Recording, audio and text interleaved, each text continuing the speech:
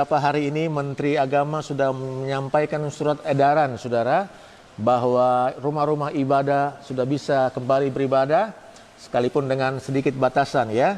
Terima kasih, selamat datang buat bayi yang baru beberapa bulan, juga buat ibu dan anaknya ya. Saudara, kita akan diberkati oleh firman Tuhan pada hari ini. Puji Tuhan, sama-sama kita buka dalam kitab Efesus, pasal yang keempat, ayat 17 sampai ayat 24. Efesus pasal yang keempat, kita membaca di dalam ayatnya yang ke-17 sampai 24. Sudah ketemu? Yang di rumah juga ikut membaca, yuk. Sama-sama kita baca pada hitungan yang ketiga, Efesus 4, ayat 17 sampai 24. 2, 3. Sebab itu kukatakan dan kutegaskan ini kepadamu di dalam Tuhan. Jangan hidup lagi sama seperti orang-orang yang tidak mengenal Allah dengan pikirannya yang sia-sia dan pengertiannya yang gelap. Jauh dari hidup persekutuan dengan Allah karena kebodohan yang ada di dalam mereka dan karena kedegilan hati mereka. Perasaan mereka telah tumpul sehingga mereka menyerahkan diri kepada hawa nafsu dan mengerjakan dengan serakah segala macam kecemaran. Tetapi kamu bukan demikian. Kamu telah belajar mengenal Kristus karena kamu telah mendengar tentang Dia dan menerima pengajaran di dalam Dia menurut kebenaran yang nyata dalam Yesus, yaitu bahwa kamu berhubung dengan kehidupan kamu yang dahulu harus menanggalkan manusia lama yang menemui kebinasaannya oleh nafsunya yang menyesatkan, supaya kamu dibaharui di dalam roh dan pikiranmu dan mengenakan manusia baru yang telah diciptakan menurut kehendak Allah di dalam kebenaran dan kekudusan yang sesungguhnya. Karena itu buanglah dusta dan berkatalah benar seorang kepada yang lain, karena kita adalah sesama anggota. Puji Tuhan, saudara. Di dunia ini ada ribuan profesi, ya. Profesi, ada ribuan profesi. Di dunia ini ada ribuan profesi, ya. Kata sederhana, profesi itu adalah kegiatan sehari kita, kegiatan sehari-hari kita yang menghasilkan. Kegiatan sehari-hari yang kita kerjakan, aktivitas kita itu profesi, saudara ya. Macam-macam. Makanya nama menteri juga macam-macam. Kalau kita mengenal menteri perhubungan, ya. Di Pakistan ada menteri perkereta apian. Di India, di Pakistan ada menteri penerbangan sipil. Kalau kita punya menteri agama, maka di negara tetangga ada menteri urusan haji, ya. Macam-macam, saudara. Ada atlet, terbagi lagi, atlet amatir, ada profesional. Ada tenis profesional, terbagi lagi untuk putra ATP, untuk wanita WTA, saudara. Macam-macam. Ada ribuan profesi di dunia ini. Ada ribuan profesi di dunia ini. Tetapi kalau dibagi secara perspektif Alkitab, yang ribuan macam profesi tadi terbagi cuma dua saja, saudara. Manusia lama dan manusia baru. Sekian ribu profesi tadi dalam aplikasinya, dalam penerapannya, saudara, itu cuma terbagi dua. Manusia lama atau manusia baru. Berarti dalam setiap profesi itu, apapun profesinya, pasti sebagian manusia lama atau manusia baru. Ada hamba Tuhan yang kehidupannya manusia lama. Ada yang manusia baru. Ada ibu rumah tangga yang penerapannya manusia lama atau manusia baru. Ada pengkhotbah-pengkhotbah yang dalam kesehariannya mempraktekkan manusia lama. Ada yang mempraktekkan manusia baru. Bagaimana kita membedakan itu, saudara? Bagaimana kita membedakan manusia lama dengan manusia baru? Nampak dari skala prioritas orang itu. Nampak dari bagaimana dia menerapkan yang terutama, apa yang terutama dalam kehidupannya. Di dalam ayat yang ke-17, kita melihat manusia lama adalah orang yang tidak mengenal Allah. Ayat 8 masih katakan, yang pengertiannya gelap. Jauh dari hidup persekutuan dengan Allah. Karena kebodohan yang ada di dalam hati mereka. Dan karena kedegilan di hati mereka. Perasaan mereka telah tumpul. Sehingga mereka menyerahkan diri kepada hawa nafsu. Dan mengerjakan dengan serakah segala macam kecemaran. Orang yang hidup lama, dia tidak mengenal Tuhan. Dan hidupnya itu jauh dari persekutuan dengan Allah. Baginya itu asing ibadah. Baginya itu asing berdoa. Baginya itu asing mendengar firman Tuhan. Apa itu dia nggak ngerti, saudara. Jauh dari persekutuan dengan Allah.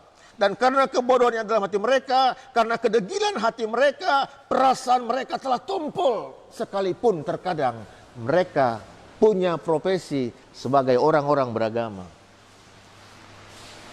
Sekalipun mereka tokoh masyarakat. Sekalipun mereka public figure, saudara. Tetapi karena memang mereka tidak mengenal Allah, maka hidupnya jauh dari persekutuan dengan Allah.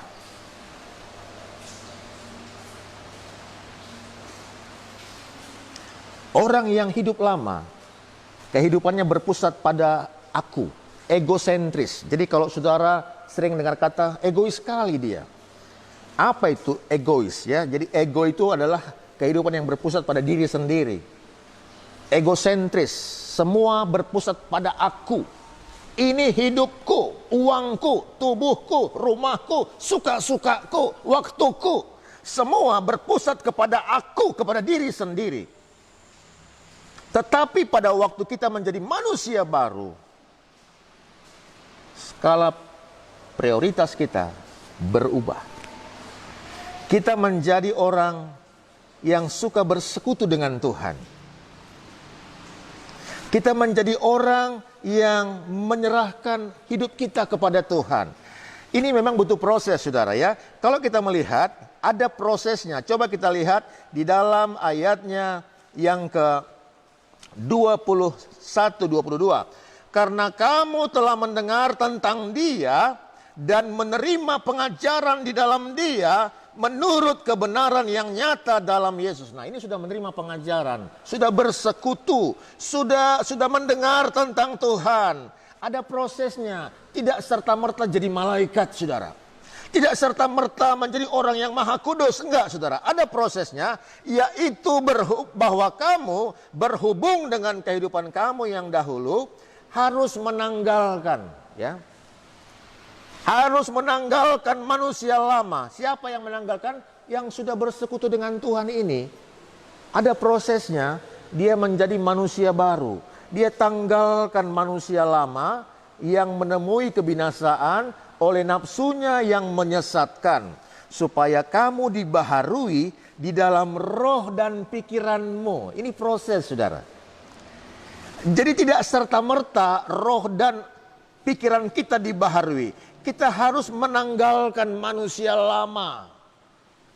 Menanggalkan berarti selama ini manusia lama seperti kita pakai. Gaya hidup kita, gaya bicara kita, pola pikir kita, lifestyle kita. Itu harus ditanggalkan. Yaitu bahwa kamu berhubung dengan kehidupan yang lama harus menanggalkan. Sama seperti kita ganti baju. Maaf, ya. Kemarin kami ke rumah sakit, langsung sampai rumah istri bilang, "Pi, cepat, ganti semua pakaian. Tanggalkan manusia lama kita. Dan mengenakan manusia baru." Jadi manusia baru itu seperti pakaian. Kelihatan gaya hidup kita, gaya bicara kita, pola pikir kita. Gampang, saudara, kelihatan itu. Sebentar kelihatan. Dan mengenakan manusia baru yang telah diciptakan menurut kehendak Allah di dalam kebenaran dan kekudusan yang sesungguhnya. Ayat 55. Karena itu buanglah, ya. Saudara dengar bahwa kegiatan kita paling banyak tiap hari. Kita yang hidup ini, kegiatan kita paling banyak tiap hari buang sampah, saudara. Kita bernapas ini menghirup oksigen lalu membuang karbon. Kita berniup itu karbon, yang membuang itu sampah. Kita membersihkan mata, ada sampah. Kita buang ludah, itu sampah. Keringat keluar dari pori-pori, itu sampah. Bapak Ibu ke salon, itu buang sampah. Maaf, kita mandi, itu buang sampah. Bapak Ibu pagi-pagi berkewajiban masuk kamar mandi, itu buang sampah. Ibu-ibu memasak, yang dimasak cuma sekian persen, sisanya sampah. Kegiatan kita paling banyak itu buang sampah tiap hari. Dan secara rohani, sampah pertama yang disuruh buang, dusta. Karena itu buanglah dusta. Mari kita jujur pertama kepada diri kita sendiri. Kita jujur kepada diri kita sendiri. Mari kita jujur kepada Tuhan. Mari kita jujur, karena itu buanglah dusta. Karena dusta itu sampah. Tetapi manusia lama suka membawa-bawa dusta, membagi-bagi itu kepada orang. Buanglah dusta. Dan berkatalah benar seorang kepada yang lain, karena kita adalah sesama anggota. Apabila kamu menjadi marah, janganlah kamu berbuat dosa. Ya, sampah berikutnya juga saudara adalah marah. Orang hidup pasti pernah marah. Tetapi begitu kita menjadi manusia baru, kita punya marah yang terkendali. Ya. Yang menyaksikan tayangan ini mungkin tahu itu ya. Beberapa hari ini jam tengah 12 malam, tengah 11 malam kami dihubungi. Kenapa? Karena ada seseorang yang marah. Keluar, kubakar nanti rumahmu, katanya saudara. Ucapan seorang abang kepada adik kandung. Itu pasti bukan ucapan seorang anak Tuhan yang bagus. Ajar istrimu, kalau enggak kubakar dia, katanya saudara. Itu pasti bukan ucapan seorang anak Tuhan yang bertobat. Semua kita bisa marah. Tapi pada waktu kita menjadi manusia baru, marah kita adalah marah yang terkendali. Janganlah matahari terbenam sebelum padam amarahmu. Janganlah beri kesempatan kepada iblis. Orang yang mencuri jangan mencuri lagi. Tapi baiklah ia bekerja keras dan melakukan yang baik dengan tangannya sendiri. Beberapa malam yang lalu saya menulis satu kalimat yang sama kepada semua pelayan-pelayan doa 10 malam. Malam pertama, malam kedua, malam ketiga, mulai kasih ucapan terima kasih, Bapak Sianu pimpin pujian, yang ini firman ucapan terima kasih, terima kasih, terima kasih, terima kasih. Begitu saya tutup handphone, tiba-tiba handphone saya berdering. Satu SMS masuk dari tanpa nama. Bahasanya begini saudara, pendeta nggak tahu berterima kasih, tahu gitu. Saya pikir saya baru mengucapkan terima kasih kepada begitu banyak orang. Tiba-tiba dapat SMS, pendeta nggak tahu berterima kasih, tahu gitu. Kasar saudara. Saya nggak hapus. Besoknya baca, siapa ini? Aku minta anakku yang punya aplikasi untuk mengecek siapa orang yang menghubungi. Tolong sayang, siapa ini? Siapa ini? Kok begini bahasanya? Dia cek, Pak, nggak terdaftar dimanapun. Akhirnya saya pikir siapa ini? Kalau memang saya tahu biar saya minta maaf, saya pikir. Saya telepon, nggak diangkat, telepon, nggak ada, telepon terus. Tiba-tiba dia SMS lagi. Pak Pendeta Yosef minta maaf, ya dia sebut namanya. Saya minta maaf. Waktu dia sebut namanya, saya sudah tahu siapa dia. Siapa saudara? Orang yang sangat jenius. Yang dengan cepat menghafal kitab bahasa Jerman, kitab bahasa Inggris, kitab bahasa Belanda, yang hafal sekali Alkitab. Tetapi dengan gampang mengucapkan kata-kata kotor. Kata-kata kotor janganlah ada perkataan kotor keluar dari mulutmu. Tetapi pakailah perkataan yang baik untuk membangun di mana perlu, supaya mereka yang mendengarnya beroleh kasih karunia. Menjadi manusia baru itu ada prosesnya, saudara. Ada yang kita tanggalkan. Begitu kita tanggalkan manusia lama, maka roh dan pikiran kita dibaharui. Kemudian kita mulai membuang kemarahan, mulai tidak mencuri lagi, tidak memberi kesempatan dan lain sebagainya, saudara. Lalu berikutnya, kita juga menjadi orang yang punya skala prioritas yang benar. Kita semua ini punya skala prioritas, siapapun itu. Tetapi apakah skala prioritas itu yang benar posisinya? Ada yang bilang begini, pokoknya kalau aku nggak minum, aku nggak bisa tidur. Masa, saya bilang, nggak bisa tidur saya, katanya. Berapa banyak kamu minum? Minimal 1 teko. Kalau udah minum, aku bisa tidur, katanya. Berarti skala prioritas dia minum tua. Habis dia minum, dia marah. Dia ngamuk, saudara. Berurut terus yang nggak benar. Tetapi kalau kita hidup baru dalam Tuhan, skala prioritas kita yang terutama adalah Tuhan. Kita yang hadir di sini semua punya waktu. Amin, saudara. Semua kita punya waktu. Waktuku sama dengan waktunya Farel, 24 jam sehari. Orang yang hidup baru dalam Tuhan, dalam daftar kegiatannya ada waktu untuk Tuhan. Ada waktu untuk dia bercakap-cakap sama Tuhan. Ada waktu untuk dia bersekutu dengan Tuhan. Dia berbicara sama Tuhan. Dan dia dengar Tuhan lewat firman-Nya. Kita semua punya waktu.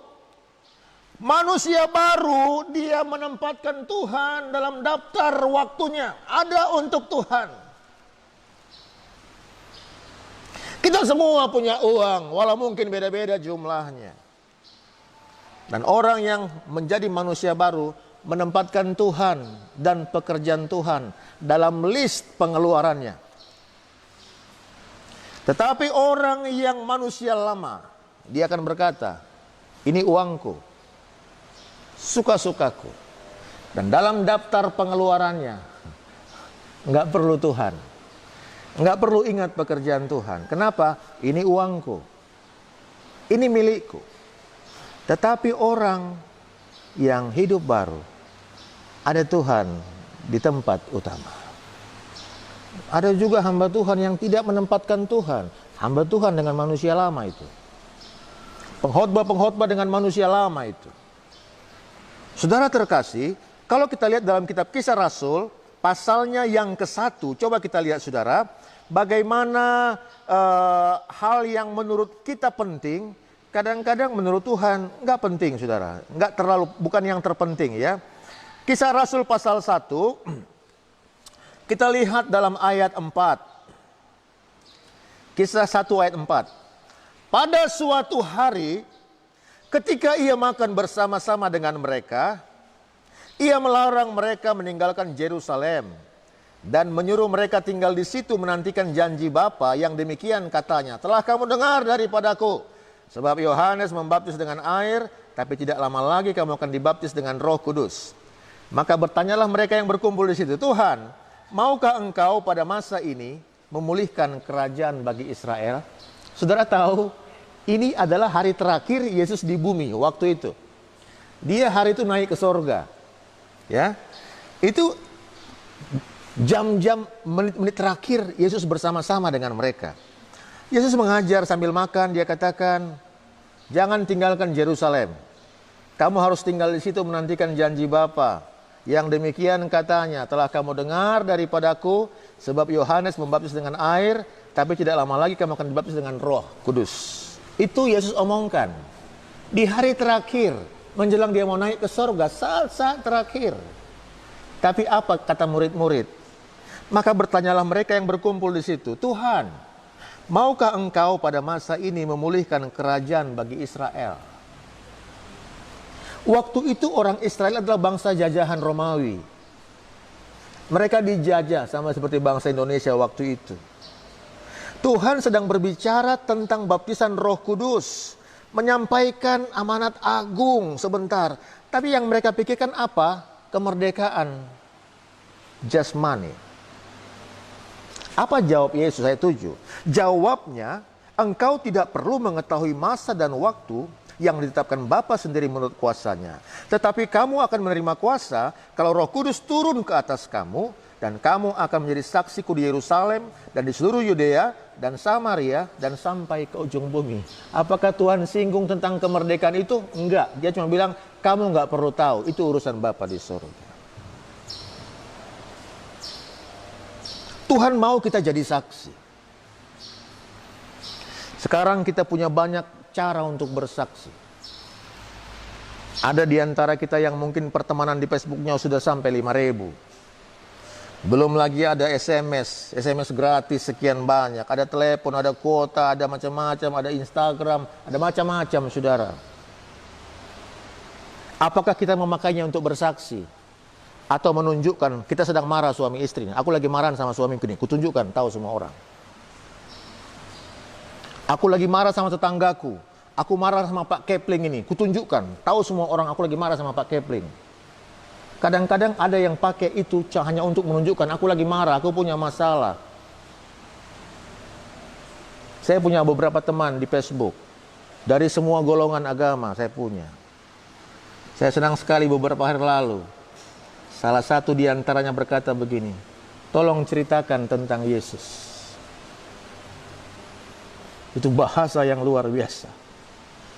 Tolong ceritakan tentang Yesus kepadaku. Mungkin dia punya begitu banyak teman yang lain. Tapi dia tulis tengah malam, tolong ceritakan tentang Yesus. Aku tunggu. Mungkin saudara enggak secara implisit menyebut Yesus. Tapi pada waktu komentar-komentar saudara berkata, Tuhan memberkati. Puji Tuhan. Tuhan memberkati. Tuhan tolong. Pada waktu hal-hal itu kita membiasakannya, saudara, maka kita sedang mempraktekkan manusia baru. Betapa pentingnya kemerdekaan bagi orang Israel saat itu. Tapi Tuhan mau yang terpenting dulu. Mari berpikir tentang kerajaan surga. Semalam saya ke Medan dengan istri dan adikku, dengan mama dan kakakku. Saya melihat rumah sakit Siloam yang begitu megah itu, saudara. Lahan parkirnya, kita bisa muter-muter di situ. Saking kosongnya, saudara. Pintu-pintu tertutup. Tempat-tempat bisnis yang mahal-mahal itu banyak tutup. Benarlah firman Tuhan, pada hari kemalangan, pada hari kemurkaan, harta nggak berguna. Rumah-rumah yang ditinggalkan kosong, banyak sekali, saudara. Dan pada hari-hari ini kita perlu memprioritaskan Tuhan. Kita perlu membuat skala tertinggi bagi Tuhan.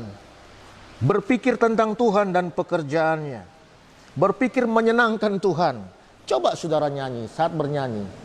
Dan bilang sama dirimu, saat ini aku mau menyanyi untuk Tuhan. Pemusik bermain musik, aku main musik untuk Tuhan. Bukan untuk kita pamer. Aku nyanyi untuk Tuhan. Tuhan, aku mau beribadah untuk Tuhan. Kalau aku melayani, aku mau melayani Tuhan. Sementara kita mengerjakan dengan kesadaran itu, saudara. Rasakan beda sukacita di hatimu. Aku memberi karena Tuhan, rasakan bedanya. Dengan saudara memberi karena terpaksa atau karena mau menyenangkan manusia. Aduh, rasanya capek, saudara. Kalau kita memberi karena mau menyenangkan orang, capek, saudara. Tapi kalau saudara memberi dan berkata, Tuhan, untuk menyenangkan hatimu. Tuhan, karena Engkau kumaafkan dia, Tuhan. Karena Engkau, aku sabar Tuhan. Orang yang manusia baru, dia tempatkan Tuhan yang terutama. Sebentar kita akan berdoa, saudara. Di hari Pentakosta ini, biarlah kita mau diproses Tuhan, menanggalkan manusia lama dan mengenakan manusia baru. Puji Tuhan, kita berdiri bersama-sama. Nyanyikan sebuah lagu. Sudah ada? Coba dari A ya. Ku pandang kemuliaan-Mu, Imam besar maha agung. Kaulah pemilik hidupku, Yesus Kristus Tuhan.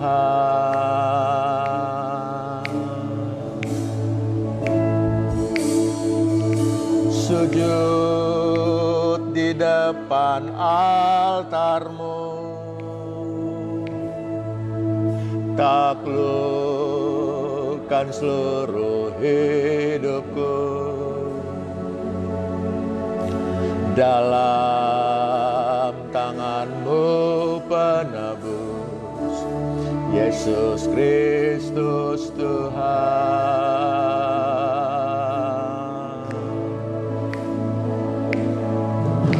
Tiada satu pun yang luput dari karya kasih-Mu yang mulia.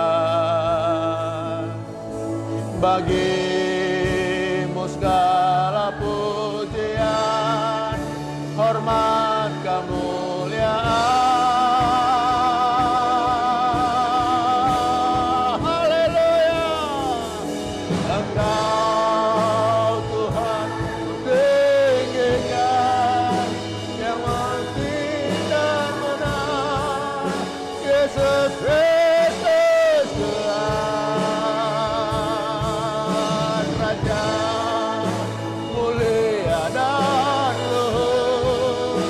Berkorban bagiku, haleluya.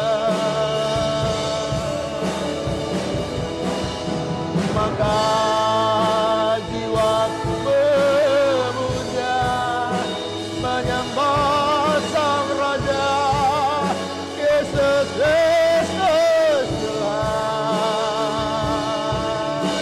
Kekal sempurna kuasa-Mu, agunglah karya-Mu, Yesus Kristus Tuhan.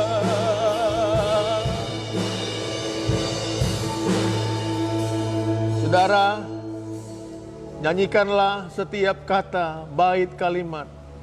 Nyanyikan dari hatimu untuk Tuhan, seolah engkau sedang berbicara pribadi kepada Tuhan.